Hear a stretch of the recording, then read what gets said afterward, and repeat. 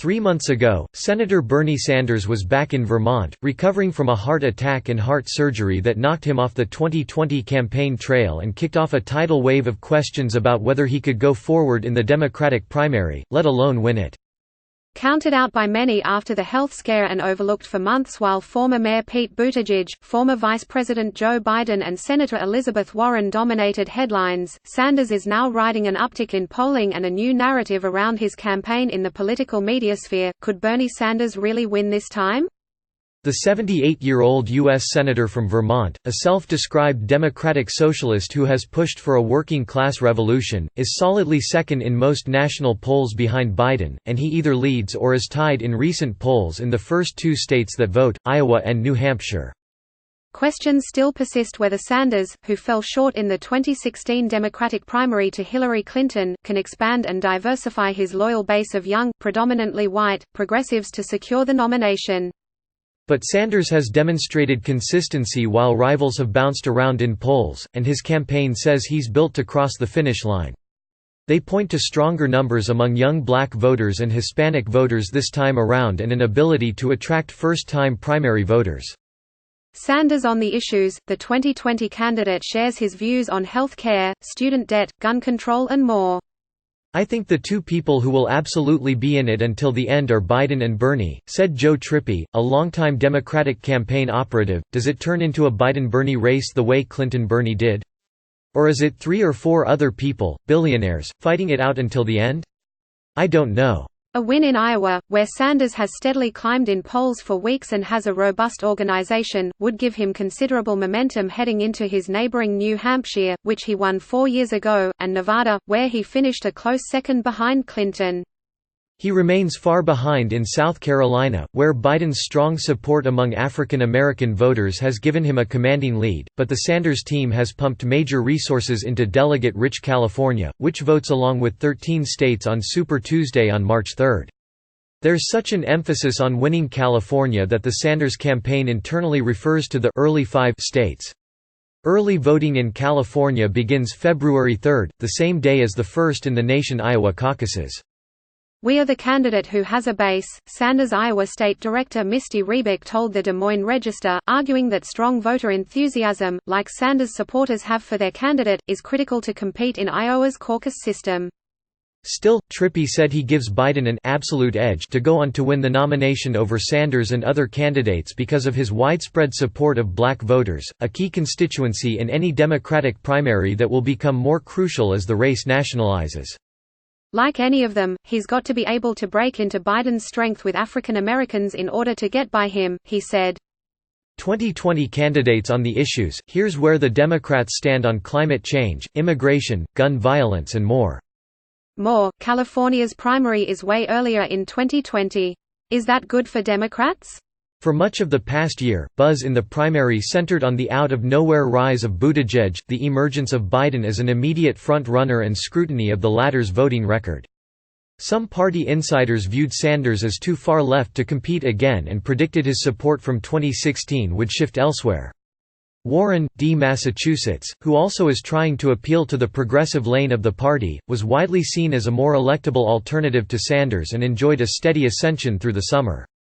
Warren, whose mantra is "big structural change," soared to a virtual tie with Biden in early October, around the same time Sanders suffered a heart attack.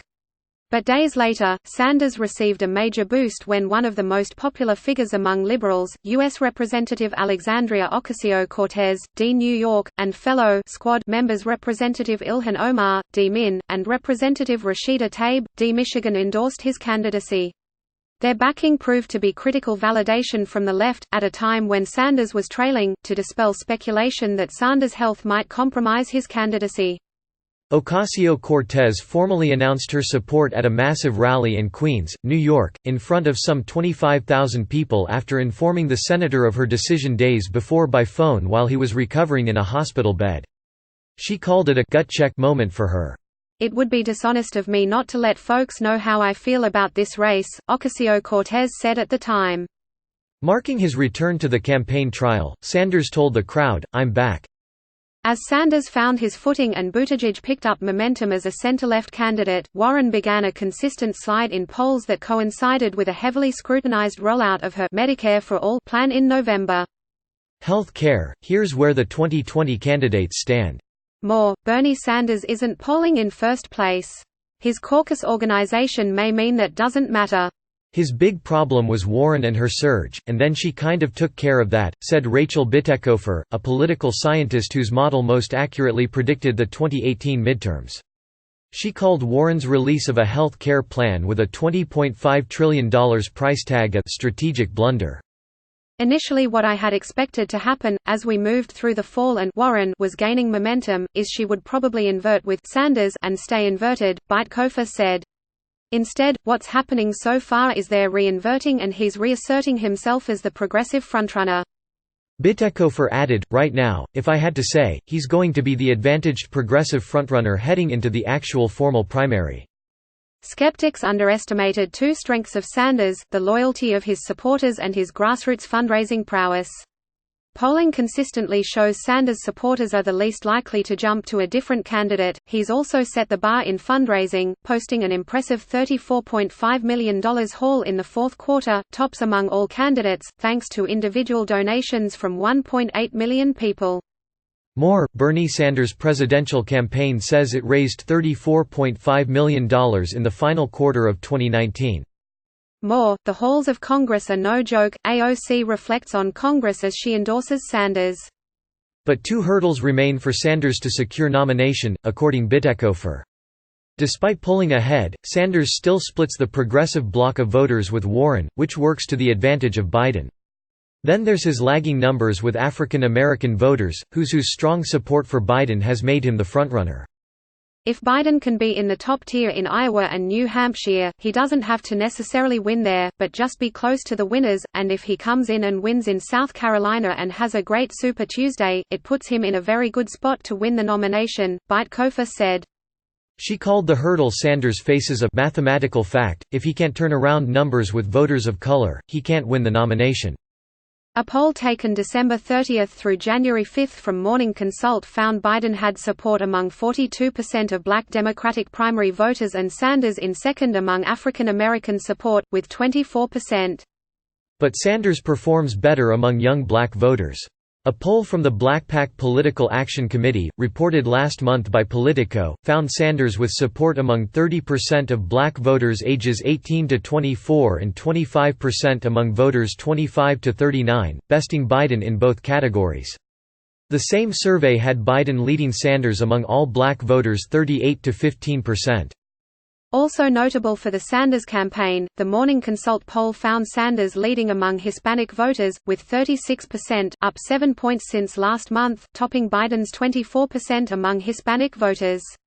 Support among Latino voters will be key in Nevada, California as well as Texas, another Super Tuesday prize where Biden is leading. Jeff Weaver, a senior advisor for the Sanders campaign, said these trends show Sanders can win the nomination. In 2016, Clinton capitalized on support among voters of color and older voters to carry herself to victory after a drawn-out primary fight. The coalition that he's building is a multiracial coalition that starts off much bigger than the 2016 coalition that he put together, with much more potential to grow, Weaver said. In addition, we are continuing to reach out to working-class voters from every community to try to get folks involved in the political process who have given up on traditional politics. Seemingly with an eye toward Biden's frontrunner status, Sanders has increasingly gone on the attack against Biden, slamming the former vice president's record as so weak, singling out his support of NAFTA, past statements about Social Security and vote for the Iraq War. In addition to overcoming Biden, Sanders will have to unite all factions of the Democratic Party.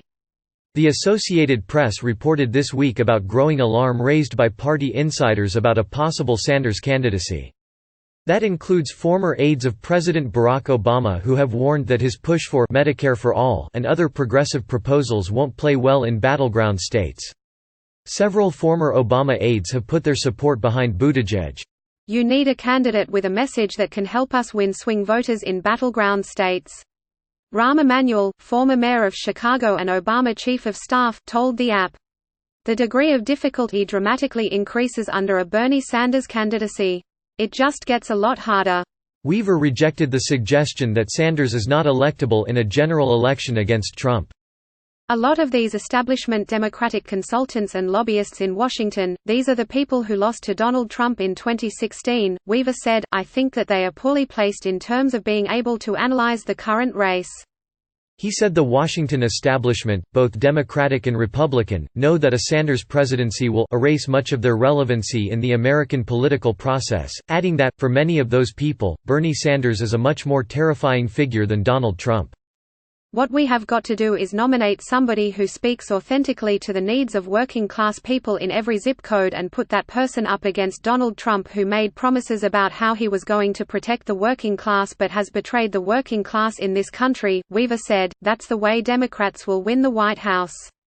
Staff writer Nick Coltrane contributed to this report. Reach Joey Garrison and on Twitter @JoeyGarrison.